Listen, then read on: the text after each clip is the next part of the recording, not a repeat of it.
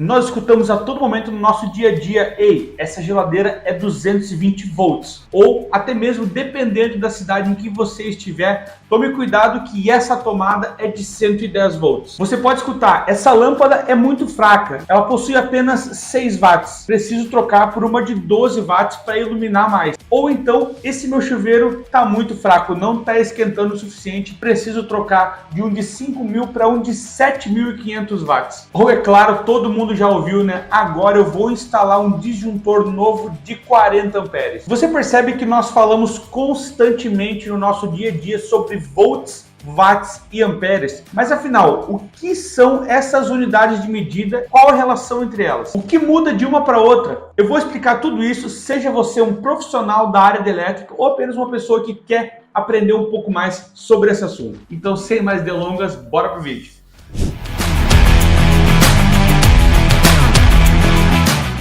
Fala galera, meu nome é Jandir Andrade, autor do canal Papo de Energia, e no vídeo de hoje nós vamos falar sobre a relação entre volts, watts e amperes. De forma muito simples, nós vamos entender o que são essas medidas elétricas que estão constantemente presentes no nosso dia a dia e que muitas vezes a gente não se dá conta, mas usa todas elas mesmo assim. E eu vou dizer para vocês que muitas vezes até mesmo profissionais da área elétrica não entendem bem esses conceitos que, se forem visualizados da forma correta, da forma simples, são bem fáceis de entender e você vai descobrir junto comigo nesse vídeo. Então, antes de mais nada, eu preciso que você se inscreva no canal, dê o like e ative as notificações, pois assim o YouTube entende que você gosta desse conteúdo e vai entregar para mais gente, mais pessoas vão poder aprender. E eu tenho vídeos novos toda semana sobre energia solar fotovoltaica, ciências, empreendedorismo, entre outros. Então, antes de eu te explicar o que são essas 3 unidades elétricas, eu preciso te explicar o que é um átomo. Tudo é feito de átomo. Nosso corpo são bilhões de partículas de átomos juntas. Os objetos ao nosso redor, tudo que a gente toca, nós, as coisas, tudo é feito de átomo. Mas afinal, o que é um átomo? O átomo nada mais é do que uma pequena porção de matéria que possui um núcleo com prótons e nêutrons, e girando em volta desses prótons e nêutrons temos os elétrons. Nossa, falou prótons, nêutrons e elétrons, já ficou complicado. Calma que eu vou te explicar e tu vai entender que é bem fácil. Como nós falamos, nós temos os nêutrons, que são cargas neutras, nós temos os prótons, que ficam grudados junto com os nêutrons no núcleo, e girando em volta do que nós chamamos de eletrosfera, nós temos os elétrons, que são as cargas negativas. Então, no núcleo, as cargas neutras e positivas, e girando em volta na eletrosfera nós temos os elétrons, que são as cargas negativas. E se eu te falar que é exatamente aí que a eletricidade acontece? Então, nós vimos o que são os átomos. Como eu falei, átomos nada mais são do que porções de matérias com cargas neutras, positivas e negativas. Então, como eu disse no começo do vídeo, né, tudo é feito de átomo. Nós, as coisas, alguns elementos que possuem esses elétrons que ficam girando nessa eletrosfera que a gente acabou de conversar, mais soltos do que outros. Então, como nós vimos, nós temos elétrons que ficam circulando em volta desse átomo. Então, basicamente, alguns materiais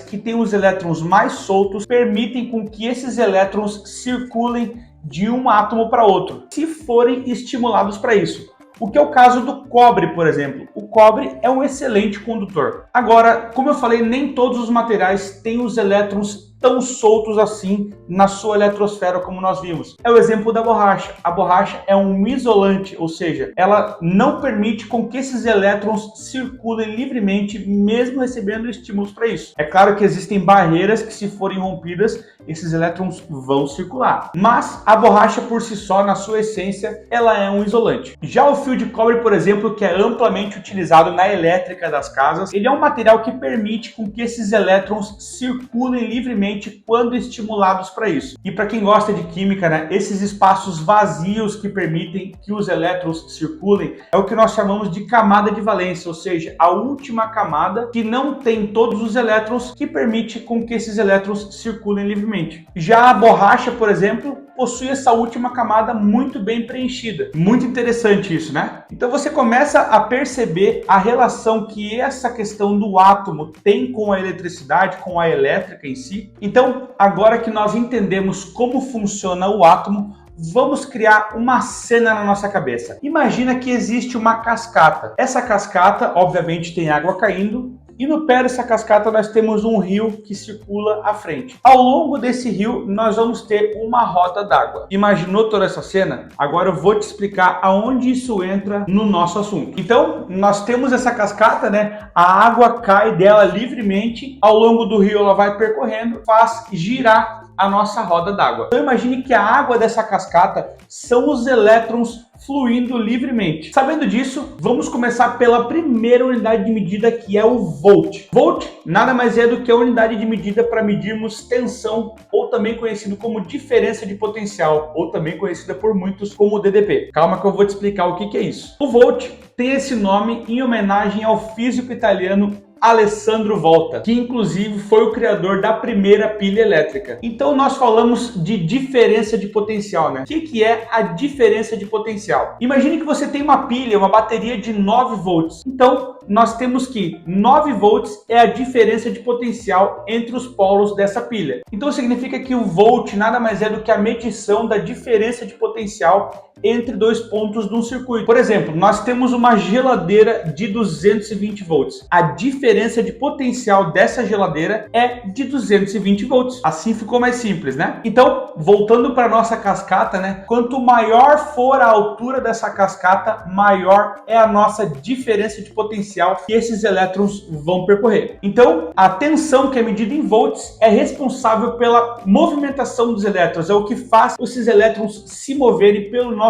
condutor. Então, na nossa ideia da cascata, né, os elétrons estão se movendo livremente. E a movimentação dos elétrons nada mais é do que a corrente elétrica. A corrente elétrica em um condutor de cobre, por exemplo, nada mais é do que a quantidade de elétrons percorrendo por aquele condutor naquele momento. Ou seja, a corrente elétrica são os elétrons soltos pelo condutor sendo movidos pela tensão. Então, a corrente elétrica é a quantidade de elétrons se movendo de forma ordenada soltos pelo nosso condutor. Lembra que eu te falei do átomo? Então, falando de corrente elétrica, a unidade que mede corrente elétrica é o ampere. E recebeu esse nome em homenagem a um grande físico francês, André-Marie Ampère, que também foi um dos fundadores da teoria da eletrodinâmica, ou o eletromagnetismo clássico, né? Um ampere é definido pela quantidade de elétrons que está fluindo por esse condutor em um segundo. Então, retornando para a nossa ideia da cascata, né? Temos a diferença de potencial, ou seja, a tensão é a diferença entre a altura do topo da cascata e a base da cascata. Temos que a corrente é a quantidade de elétrons, a quantidade de água caindo nessa cascata livremente pelo nosso circuito, pelo nosso condutor. Por fim, temos o watt, que é a unidade elétrica que representa a potência dos equipamentos. Lembra que eu te falei que no pé da nossa cascata, ao longo do rio, tinha uma roda d'água? Ela não estava lá por acaso. O que ela significa, então? Significa que o resultado da diferença de potencial vezes a corrente elétrica que estiver passando por esse condutor vai dizer a quantidade de trabalho que vai ser possível ser realizado naquele momento. Então, com base na altura da nossa cascata e da quantidade de água que estiver caindo, o que resultar disso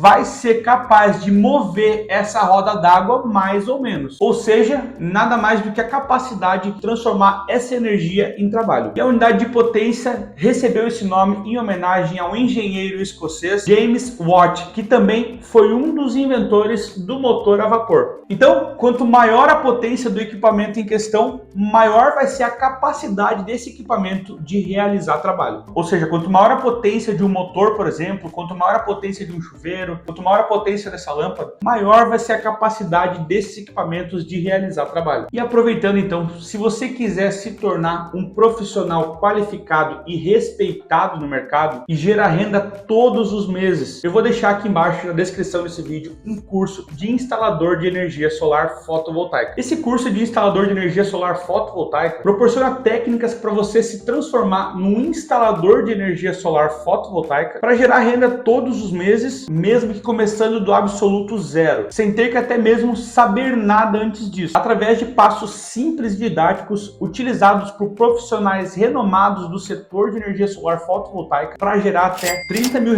por mês de renda. Então nós falamos no começo do vídeo, né, qual seria a relação entre essas três unidades de medida: volts, watts e amperes, de que forma que elas se relacionam. Nós já vimos como elas funcionam, mas de que forma que elas se relacionam na prática? Como você relaciona essas três unidades de medida? Basicamente, multiplicando elas. Eu vou explicar. 6 watts, por exemplo, é igual a 2 amperes de corrente que fluem através de um circuito a uma tensão de 3 volts. 3 vezes 2, 6. Então temos que a potência é igual a tensão vezes a corrente. Então imagine que você tem um equipamento que tenha 110 volts de tensão e 2 amperes circulando por esse equipamento durante o seu uso. Você vai ter uma potência de 220 watts nesse equipamento. Ou também uma tensão de 220 volts, por exemplo, 30 amperes de corrente. Você vai ter uma potência de 6.600 watts, que pode ser, por exemplo, a potência de um chuveiro. E aqui vai uma dica para você. Se você quiser descobrir a corrente de um equipamento, por exemplo, qual que é a corrente utilizada para esse chuveiro, por exemplo, um chuveiro de 7.500 watts, em 220 volts, você vai dividir 7.500 dividido por 220 volts e você vai ter uma corrente aproximada de 35 amperes. Isso ajuda muito na hora de você fazer um dimensionamento de um disjuntor, por exemplo. Muito bacana, né, pessoal? Além do disjuntor, você pode dimensionar cabos elétricos com esse cálculo, o que é algo que facilita muito a sua vida. Então, se você gostou desse conteúdo, comenta aqui embaixo. Se você quer ver algum vídeo aqui no canal, comenta aqui para mim saber, dá o like, não deixa de se inscrever e te vejo no próximo vídeo.